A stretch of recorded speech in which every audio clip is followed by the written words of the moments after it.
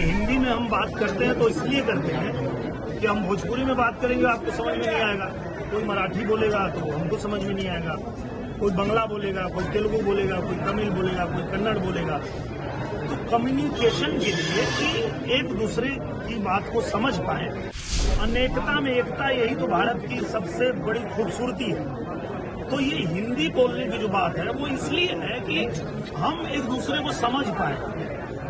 बाकी अगर कोई नहीं बोलना चाहता तो उसको जबरी थोड़े कोई बोलवाएगा। एक समय था जब बिहार से लोग जाते थे बच्चे परीक्षा देने, तो यही राज ठाकरे उनको मारता था, इनके गुंडे उनको मारते थे। कई सीट पाए थे, एक सीट नहीं मिला, क्योंकि मराठी लोग भी जानते हैं, महाराष्ट्र के लोग भी जानते हैं कि ये नौटंकी कर रहा है। मुझे लगता है ये बहुत ही गंदी राजनीति है और ऐसा नहीं करना चाहिए, क्योंकि हिंदी अगर देश की राष्ट्रभाषा है और हिंदी में हम बात करते हैं तो इसलिए करते हैं कि हम भोजपुरी में बात करेंगे आपको समझ में नहीं आएगा, कोई मराठी बोलेगा तो हमको समझ में नहीं आएगा, कोई बंगला बोलेगा, कोई तेलुगु बोलेगा, कोई तमिल बोलेगा, कोई कन्नड़ बोलेगा।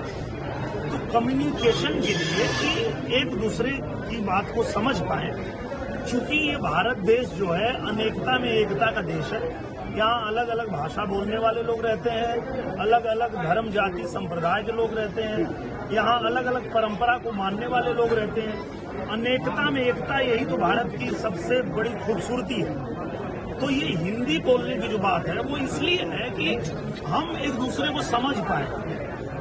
बाकी अगर कोई नहीं बोलना चाहता तो उसको जबरी थोड़े कोई बोलवाएगा। तो मुझे लगता है कि ये भाषा की, जाति की, ये सब घटिया राजनीति नहीं करनी चाहिए, देश को तोड़ने की कोशिश नहीं करनी चाहिए, अपने राज्य को कमजोर करने की कोशिश नहीं करनी चाहिए, बल्कि सबको एक साथ जोड़ के आगे बढ़ने का काम करना चाहिए। 20 साल बाद दोनों भाई एक हुए हैं, चुनाव है, सीट नहीं मिलेगा इन लोग को। पहले भी ये लोग यही किए थे। आपको याद होगा एक समय था जब बिहार से लोग जाते थे बच्चे परीक्षा देने, तो यही राज ठाकरे उनको मारता था, इनके गुंडे उनको मारते थे। कई सीट पाए थे, एक सीट नहीं मिला, क्योंकि मराठी लोग भी जानते हैं, महाराष्ट्र के लोग भी जानते हैं कि ये नौटंकी कर रहा है।